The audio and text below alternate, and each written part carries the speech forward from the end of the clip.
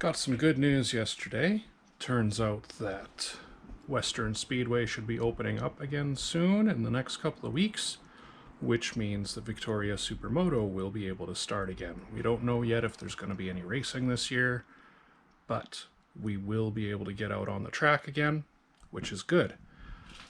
And I've also got a track day at Vancouver Island Motorsports Circuit coming up very soon, and I've never been there before, so I've got to get my bike ready, make sure everything is in tip-top shape. I haven't done anything with this bike. I haven't ridden it since I think October. That would have been the last time I had this at the track, and that would have been the last time I rode it. So these tires, those need to go on here. The front has almost 2 full seasons on it, and even though I wasn't racing last year, I was still riding. And I just noticed my fancy slider is all bent up. I forgot that I had a crash last year. Just one, but it obviously had an impact on that piece. And I did buy this tire used off of someone at the end of the season last year, just to do the last 2 races, because my other tire was completely cooked, but this one wasn't much better. It's done. There's no way I'm going to a new track that I don't know with completely roasted tires. So switching to the Michelins. Action Motorcycle had way too good a deal on these for me to pass up, and yeah, that's got to go on there. I will probably have to change my brake pads. I haven't even looked at the condition of them. I'm sure they're pretty much done now too. Battery's been out of the bike since I parked it and on a tender. Make sure there's no leaks.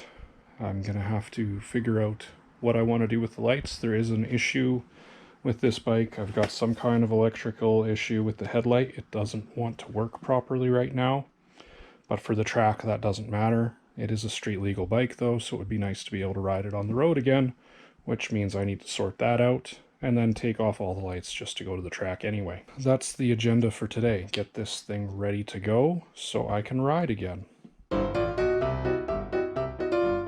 That needs to get fixed.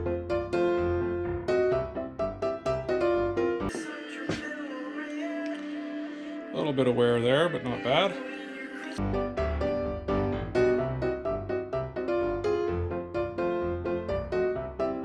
Forgot how much of a pain it was to get these things on and off of here.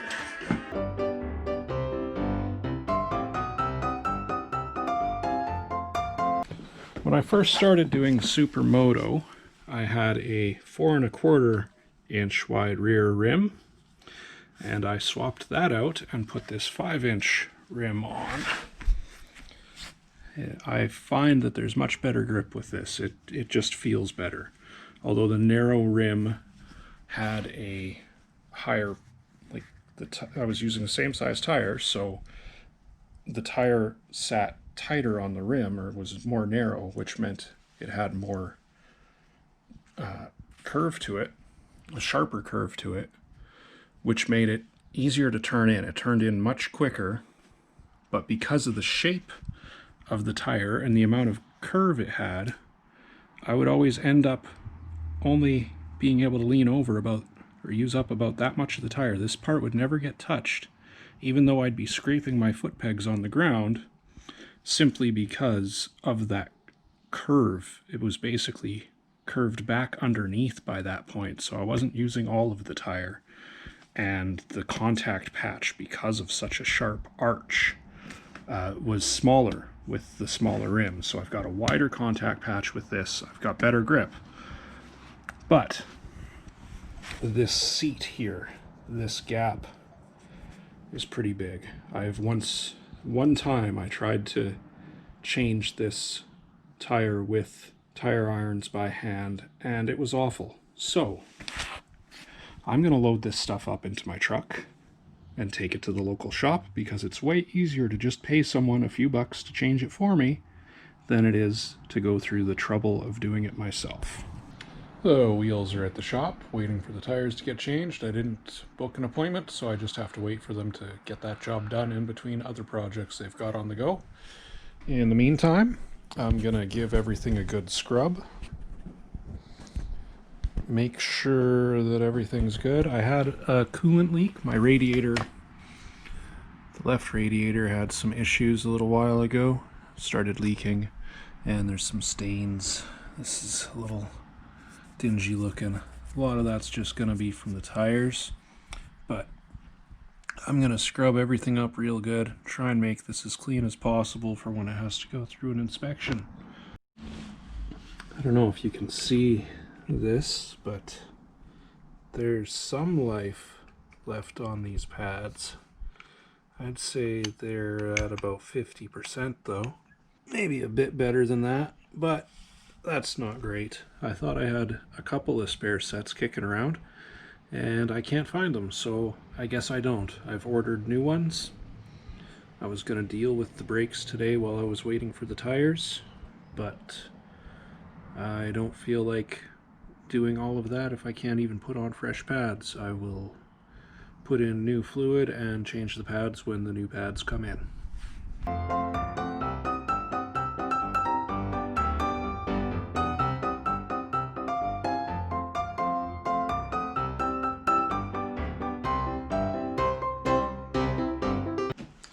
That should do it for scrubbing. I need to put the wheels back on, obviously, and then I can clean the bottom of the engine and probably use an actual hose and water to do a better job cleaning, or finish up cleaning everything. And then I obviously have to run the engine, make sure everything's good, and dump the oil, put in new stuff.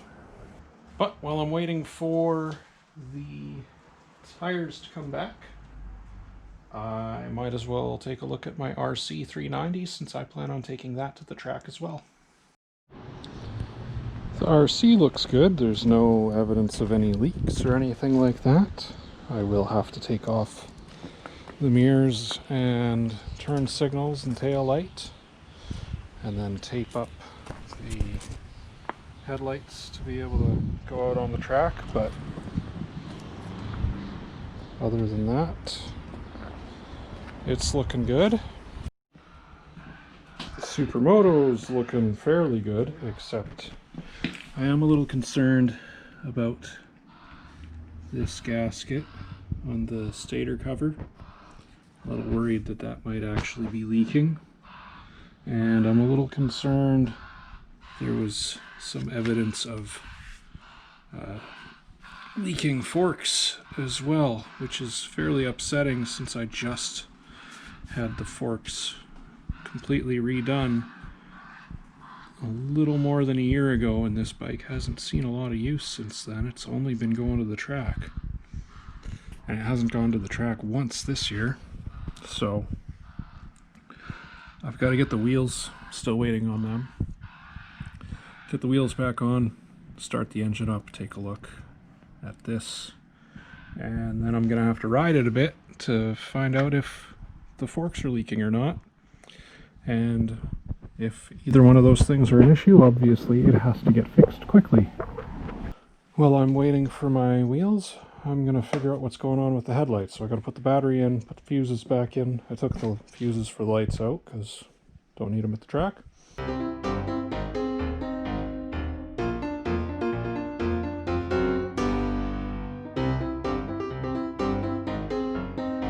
Just check. Turn signals work. Horn works. High beam and low beam do not work. Brake light does work. Headlight, tail light don't work.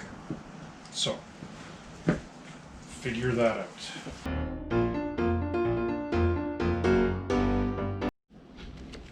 Okay, so this is the plug from the lights. There's a small light at the bottom here, and that's got your brown, which is ground, and green wire going to it. And then you've got a white and blue wire going to the headlight, and your brown ground. So I put the meter on. The white and green here and here had power going to them. Then I switched to high beam, and the blue had power to it, just like it's supposed to. So theoretically, everything to here is good. That means the problem has to be somewhere between this plug and the light assembly itself. I'm pretty sure the headlight's not burnt out, but I put a brand new one in and it didn't work, so I guess I have to double check that though. Testing between here and here, where the light plugs in, says the wires are good. So I've got power coming to here. It says there's power getting through here to here. There's no reason why this light shouldn't work. So let's plug it back in and see. Turn the key on. No light. Brand new bulb, fresh out of the box. Nothing. How is that possible? If there's power going to the light, somehow there's nothing there. You know what? It's got to be the ground line. Because I didn't actually check that. It's got to be the ground on the between here and ground. Somewhere in the wiring that line has to be gone. That's the only possible answer. So let's take a look. That is for sure the problem. And just double check that again. Yeah, there's power coming here, which means the ground is not working. Now I get to try and source the break, find the break in that wire. That's not going to be fun.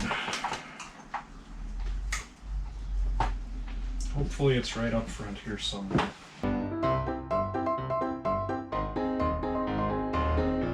I don't know if you can actually see this, but that's what plugs into the light assembly.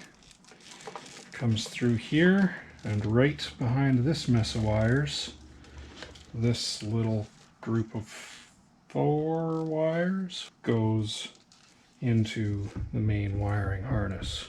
The problem could be right around this corner inside these wires, because that is a big pivot right there. The wires are moving around a lot, so that's a likely culprit. Rather than cutting this whole wiring sheath here and getting right into the whole harness, trying to figure out where one wire is broken, I'm going to cut the broken wire and then connect it to ground with a bolt into that hole. That should fix this, and then I just probably have to do the same thing at the back to fix the taillight. Just got a loose wire connected to that bolt because I didn't want to end up not having enough wire. And the original ground is really thin, so the chances of it snapping if it's caught too tight are pretty good. Just double checking. Make sure I've got current through there. It is grounded. It's never a good feeling to cut into wires on a motorcycle, but since it doesn't work anyway, nothing to lose as long as I cut the right one. I just started using these things. It's a seal with solder in the middle, and you just use a heat gun. Been seeing people use them a little bit on YouTube and in tutorials on electrical issues. So I bought some, and I've only used one so far actually, but it seemed to work really well. It fixed the starter button on my other KTM. Probably should have double checked before I actually threw the heat gun on that.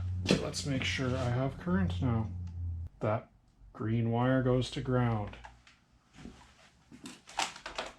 Now for the real test. Let's turn it on. Oh, yep. That is Bright. Yikes. Turn that off. All right, I have a working headlight.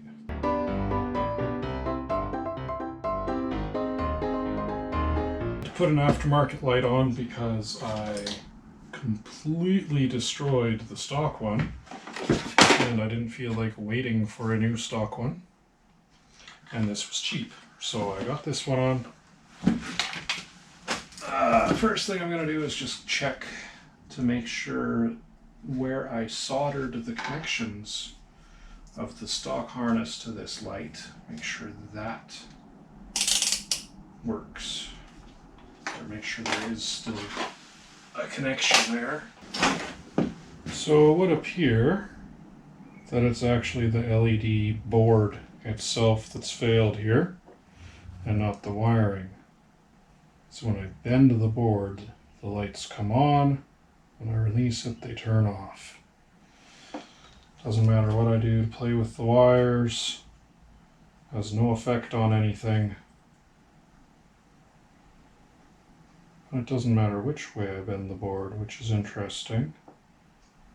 Maybe I can just stuff something in there. I don't understand this stuff enough to know how there could be a short in there causing this.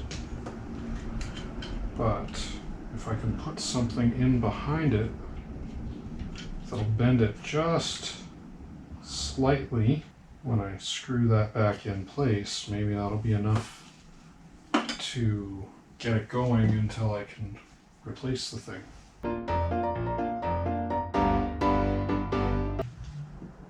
Nope, already failed.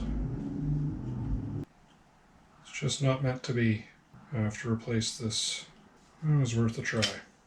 I'll just put all that back together and then replace this as soon as I can. I'm still waiting on my wheels. I guess I'm not going to get them back today, so this thing has to sit here precariously overnight, and hopefully I'll get the wheels back tomorrow. I won't get the wheels back tomorrow because I have to go to work tomorrow.